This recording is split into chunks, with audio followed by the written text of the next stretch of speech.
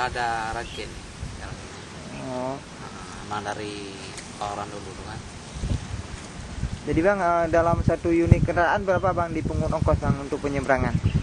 Kalau pulang balik sekitar 2.000 lah. Kan 2.000 bang ya.